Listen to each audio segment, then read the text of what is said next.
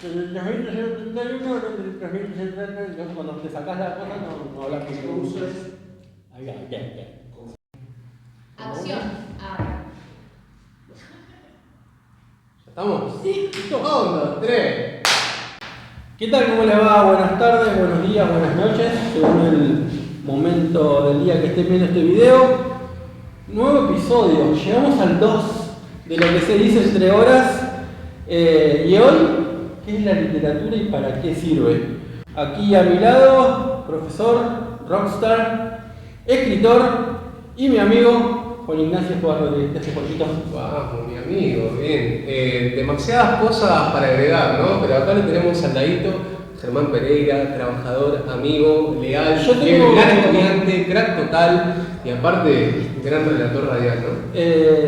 Tenía la costumbre de hacer así. Hay algo ahora que me empieza a no hacer más con los Y dedos. bueno, entonces hagamos así. No No lo quiero hacer más. Ok, no lo hacemos más. No importa. Vayamos a lo que nos trae hoy acá, a lo que se dice entre horas. ¿Qué es? ¿Qué es la literatura? ¿Para qué sirve?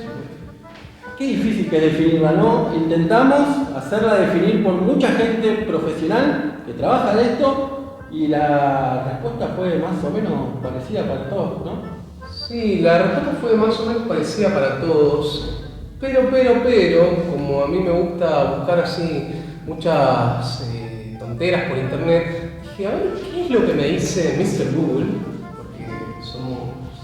Claro, en primer lugar, buscamos saber qué es lo que dice Google acerca de la literatura, y lo que dice es que la literatura es el arte de la expresión verbal. Lo que nos lleva a una pregunta incluso más compleja aún, que es pensar qué es el arte. Y para eso, de la mano de la literatura y trayendo acá el gran señor Galeano, del libro de los abrazos, hay un capítulo particular que dice, un microrelato que se llama La función del arte. 1. Diego no conocía el mar. El padre, Santiago Kopaldov, lo llevó a descubrirla. Viajaron al sur. Ella, la mar, estaba más allá de los altos médanos, esperando. Cuando el niño y su padre alcanzaron por fin aquellas cumbres de arena, después de mucho caminar, la mar estaba ante sus ojos. Y fue tanta la inmensidad y tanto su fulgor que el niño quedó mudo de hermosura. Y cuando por fin consiguió hablar, temblando, tartamudeando, pidió a su padre: ayúdame a mirar. Y para mí que ¿y cómo continuar después? ¿No? ¿Cómo continuar después de eso? Se define solo. ¿Cómo continúa? Es que es el tema que tiene el arte en general, ¿no? Cuando nosotros decimos que la literatura es el arte de la expresión verbal, para mí hay que pensar de que la misma definición de arte es un problema, porque está atada a un montón de valores sociales, subjetivos. Nos iríamos al lado de la filosofía, de la estética. Sí. Y creo que sería corrernos de lo que nosotros queremos definir y lo que queremos transmitir, sobre todo, de lo que para nosotros es literatura, ¿no? Yo también copié una definición que obviamente arranca más o menos igual, tipo de expresión artística, justamente, que utiliza el lenguaje para darle sentido y belleza a las palabras. Bien, entonces, particularmente, como decimos, bueno, el arte es algo muy difícil de explicar porque tiene muchas cosas. A mí me encanta la metáfora que da Galeano ahí, que es como una manera de ayudarnos a mirar. Pero eso lo dejamos para más adelante. Lo que nos tenemos que concentrar ahora es en el uso de las palabras, ¿no? Que es al fin y al cabo a lo que se dedica la literatura, ¿no? Si la literatura es el arte de la expresión verbal y es utilizar el lenguaje para darle sentido de belleza a las palabras, tenemos una... Para arrancar. Sí, para arrancar hay bastante. Si vamos en principio a lo que es la palabra literatura, que estoy corriendo del eje, Juancito, pero déjame decirlo, es una palabra nueva. La palabra literatura nace aproximadamente en el 1800 y tenía que ver con todo lo que es el arte escrito, o mejor dicho, sacarle la palabra arte, tenía que ver con todo lo escrito. Por eso es que hoy a veces todavía sigue existiendo lo que se llama o literatura médica o literatura jurídica, por ejemplo, que es parte de lo escrito en esas áreas. Después, a través del tiempo y a través de varios pensadores y teóricos, nos vamos acercando un poco más a lo que cada uno de nosotros puede llegar a conocer o puede llegar a entender por qué es literatura,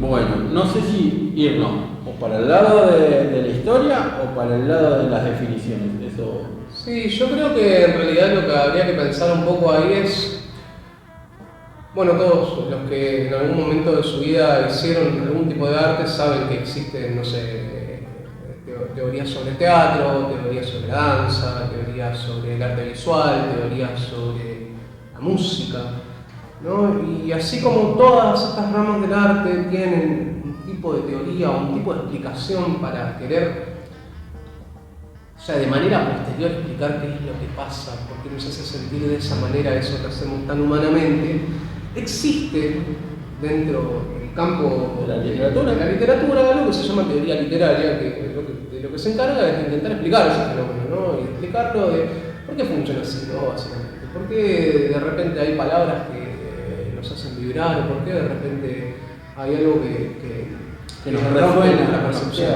¿no? Bueno, primero que no es fácil, una de las primeras cosas que nosotros vemos en la carrera es que es muy complicado definir qué es literatura y qué no es literatura.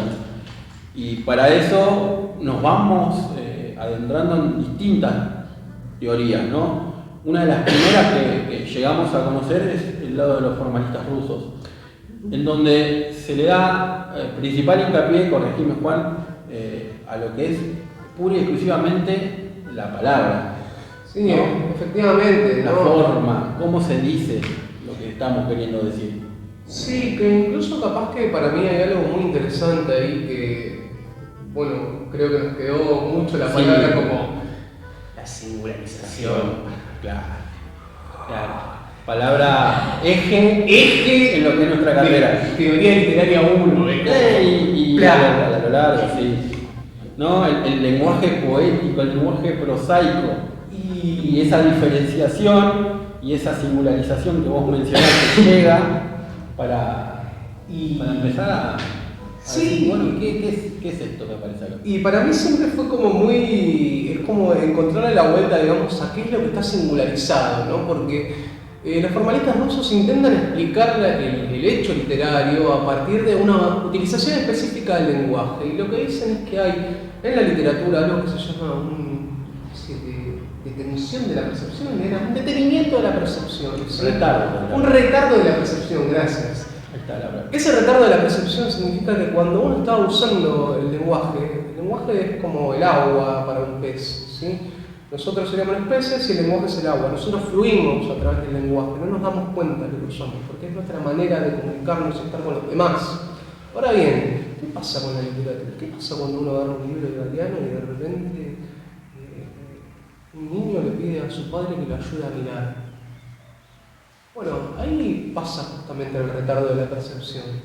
¿Qué pasa cuando Cortázar nos enseña a subir escaleras? ¿Qué pasa cuando Pizarnik nos dice que una visión del subterráneo, del subsuelo, también es una visión del mundo? Bueno, ahí justamente es cuando aparecería este hecho de singularización. Que singularización no quiere decir otra cosa más que hacer particular lo que aparece en la multitud. Nosotros podemos ser un mar de gente, ¿no? Estar metidos todos en un montón de lugares y siempre reconocemos una cara, reconocemos un rostro, reconocemos una jeta. Y eso es básicamente que estamos singularizando a la persona, ¿no? Estamos acá. Estás dando forma entre la multitud. Claro, y cuando se singulariza el lenguaje pasa eso, que de repente cobra otro sentido. Esa palabra que capaz puede ser una simple casa, de repente, por ejemplo, en casa tomada, tiene otro sentido. No significa lo mismo la casa de casa tomada que la casa. Claro. La mencionamos, ¿no? Y es inevitable no poder hacer esa conexión con otra corriente que no llega a ser formalista, que bien se va más para el lado de la escuela de Bakhtin, que es Voloshinov, y lo que no se dice, lo no dicho, pero para llegar a ese sobreentendido que deja la literatura, ¿no? Cuando vos me decís casa tomada, bueno, ¿qué es lo que no dice Cortázar que nos hace interpretar a nosotros qué es lo que está queriendo decir? Porque más fácil sería decir, bueno, una casa fue tomada por X, ¿no? Pero pierde algo que es magia. Claro, porque es como justamente eso. Igualmente yo no puedo evitar, porque yo también hablo de literatura y me pongo medio un boludo. Es tu esencia. Bueno, pero no con el boludo, intentando corrernos de eso, tiene que ver con... O sea, Vologinov lo que dice es que independientemente de que hay un uso particular del lenguaje, igualmente, o sea, lo que dice Vologinov a través de lo que interpreté yo que dice Vologinov, ¿no? Si quieren tener la posta hay que agarrar los textos y meterle mano.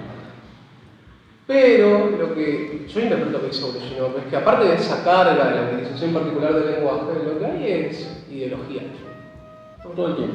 O sea, no hay manera de que alguien diga algo, no hay manera. No hay manera de que alguien diga algo y que eso no esté atravesado por el contexto en el que está. ¿Sí? Cortázar no escribe en cualquier momento, Pizarnik no escribe en cualquier momento, Hecker no escribe en cualquier momento. ¿Sí? Es imposible que las personas se evadan del contexto en el que están, de los vínculos personales en los que están. Y esos vínculos tienen que ver con cómo la literatura se sumerge socialmente. La literatura es un producto social. Para Vologinov, ese producto social está vinculado con la ideología que hay de fondo, con cómo se maneja la sociedad. Bien, pero ahí creo que tenemos que hacer un punto más que nada para aclarar a nuestra gente que hay que hacer una separación, si bien está cargado, no todo lo que se dice lo dice el autor. Es algo fundamental en la literatura, si hay alguno de nuestros compañeros que van a estar viendo esto, es fundamental que todo el tiempo separen el autor del que cuenta, o del que dice o el que habla dentro de la literatura. Y ahí es donde empezamos también a ver, decir, bueno, ¿qué es verdad? ¿Qué es mentira?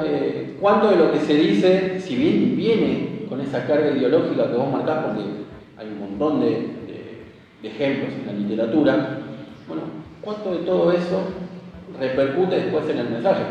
Sí, exactamente. Y no solamente eso, sino también pensar la ideología de una manera más amplia, ¿sí? Uno es como que dice ideología y es como, ¡ah, qué miedo la ideología! Y la ideología en realidad forma parte de la totalidad de ideas que tenemos, ¿sí?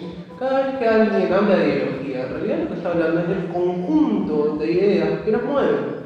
Sí, pensar que algo es bueno o que algo es malo forma parte de la ideología, porque son nuestras ideas. ¿Sí? La ideología es eso, son las ideas que tenemos. Es lo que nos vamos formando de los contactos sociales que venimos haciendo a lo largo de nuestra vida. Exactamente, y del momento político en el que estamos, de la gente con la que nos rodeamos, son un montón de cosas. Y algo que tiene la ideología es que a veces puede ser un poco más rígida y otras veces puede ser menos rígida. Lo que nos importa es marcar de que decir que la literatura es ideológica no implica necesariamente que la literatura esté cargada de una ideología per se, ¿sí?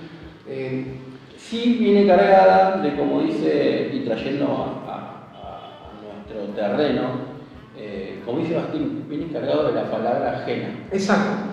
La palabra ajena que es palabra de otro que uno hace propia, porque nadie habla de por sí, nadie crea palabras en el momento, sino que va tomando de otros. Y eso viene cargado justamente, como decimos, de ideología. ¿Piensa o no? Bien, nos fuimos por el lado de ideología y todo, pero todavía nos falta definir. Claro, porque entonces en última instancia uno dice, bueno, está bien, Juancito, ¿es ideología o se trata de que en realidad estamos usando las palabras de una manera especial? Bueno, si fuera tan fácil, ya tendríamos la respuesta. Si fuera tan fácil, probablemente estaríamos dando cátedra de teoría literaria en otro lado, pero o sea, lo que es importante pensar es que hay un montón de autores que se preguntaron esto, ¿sí? Uno de ellos, por ejemplo, es Singleton. Bueno, justamente, ¿qué es la literatura y para qué sirve? Es uno de los textos que él maneja, que él trabaja. Y en principio, y sin ánimos de explicar el texto, él da acepciones de cuáles pueden ser los factores que determinan que un texto es o no es literario, que él mismo también va refutando. Como dijiste vos, no vamos a entrar a explicar el texto porque no es la función, por lo menos del día de hoy, explicar un texto literario, pero sí intentar llegar a que armemos o intentemos armar o intentemos definir qué es la literatura. Hablamos recién de prestarle esencial atención a lo que es el lenguaje, pero justamente hay cosas que se dicen con un lenguaje elevado, un lenguaje trabajado, que no deben entrar dentro de la literatura. Sí, efectivamente. Por eso venimos. O sea, por ejemplo, bueno, vos dijiste un texto jurídico, es un texto que está escrito de manera complicada y sin embargo no es literatura. Sin embargo, el texto que por ejemplo leímos recién de Galeano es un texto sencillo de entender. Cualquier persona puede agarrar y leerlo y le hace ruido en la oreja, o sea, le habla. Y eso tiene que ver con que hay algunas cualidades que son particulares de la literatura. Y lo que va a decir básicamente es que el criterio va cambiando. Hay algunas veces que hay palabras que son especiales y otras veces que la literatura es lo que la sociedad dice que es literatura. La buena y mala literatura está determinada por un factor que nosotros le terminamos poniendo un nombre a través de una de las cátedras, que es el jardinero. ¿Cómo es la metáfora del jardinero? Bueno, la literatura va a terminar siendo literatura siempre y cuando, ¿no?, la sociedad lo elija. El ejemplo del jardinero, para terminar de contarlos y que no quede en el aire, es que ¿quién determina que algo es mala hierba dentro de un jardín? Bueno, el gusto del jardinero justamente.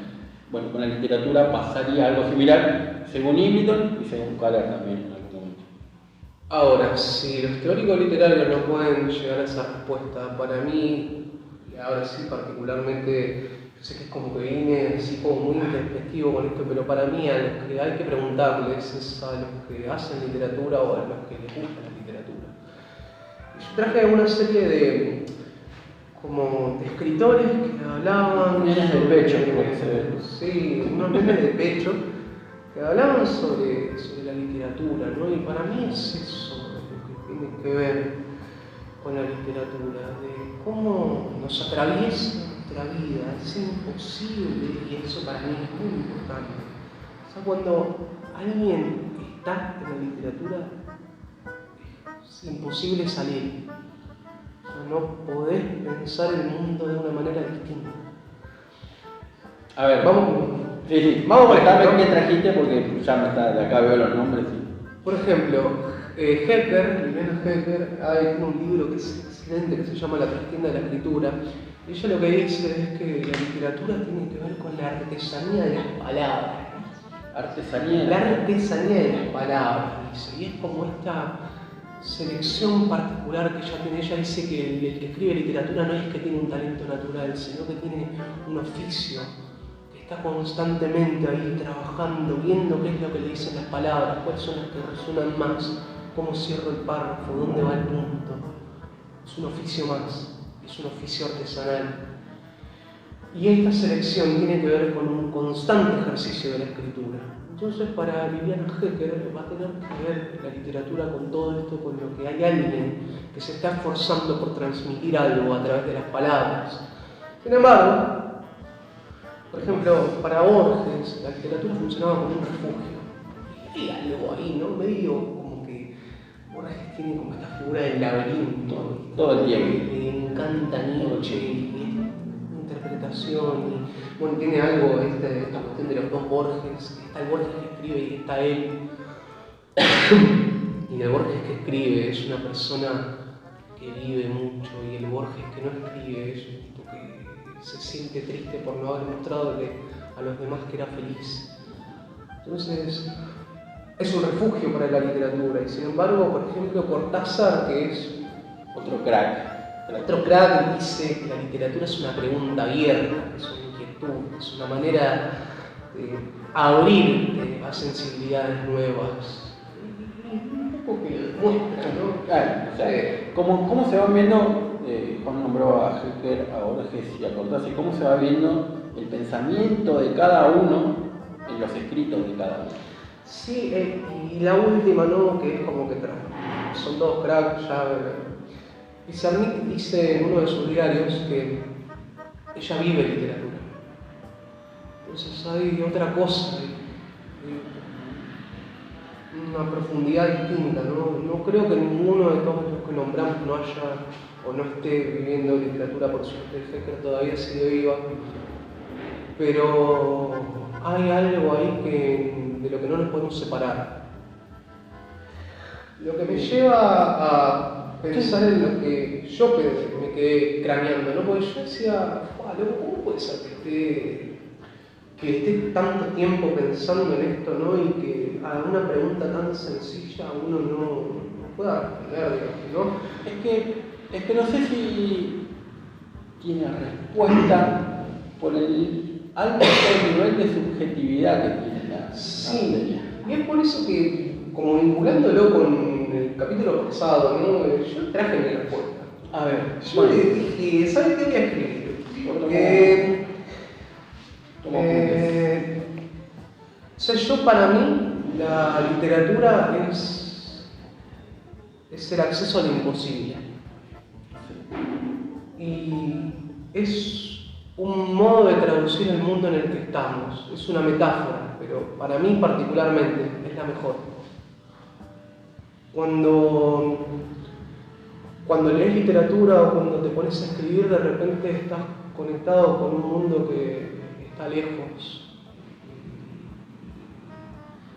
Y no solo que está lejos, sino que parece lejano, ¿viste?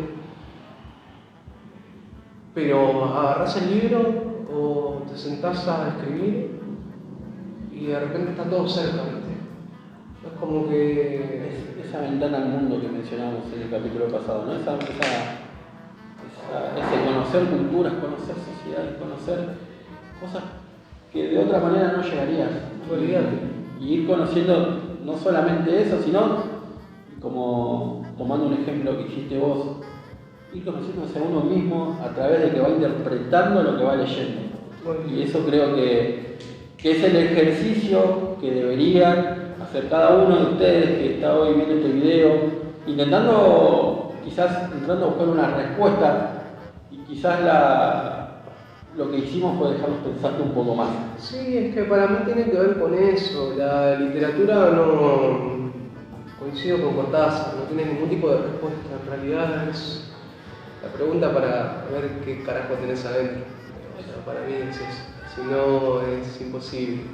O si no, no existiría la literatura, ¿no? Porque si todo fuera tan sencillo y todos tuviéramos como tanta claridad de lo que llevamos en el alma, si es que existe algo como eso, la gente no escribiría.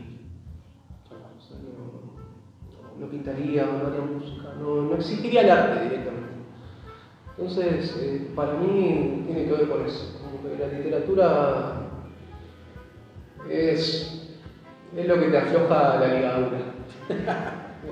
La dejamos como definición. Lo que nos afloja es el tic-tac del relojito. Sí, vale. Igualmente, vamos a tener que dar los anuncios. Avisos parroquiales. Avisos parroquiales, me encanta. Hay Instagram. Ya tenemos Instagram. Tenemos Instagram.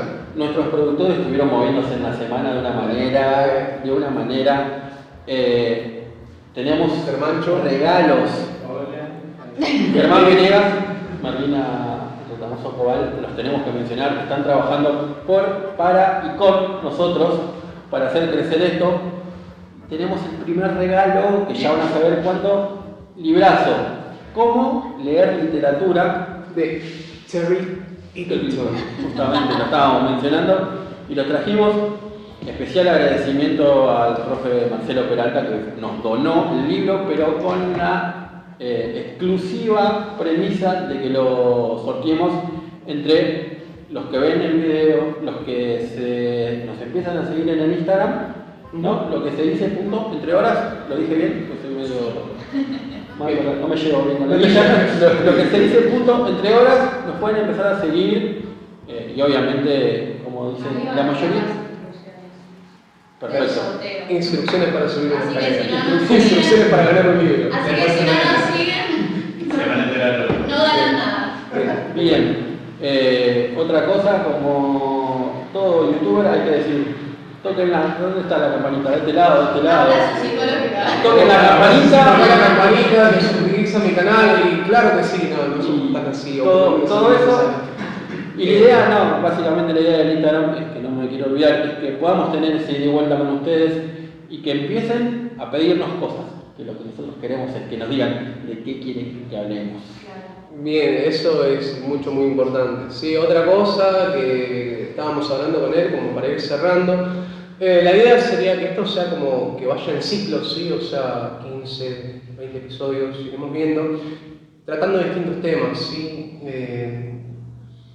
Si quieren hacer su aporte verdadero y sincero, síganos a Instagram, hagan comentarios, comenten el video, ¿sí? Tiene que fluir. Críticas. Yo necesito críticas para mejorar.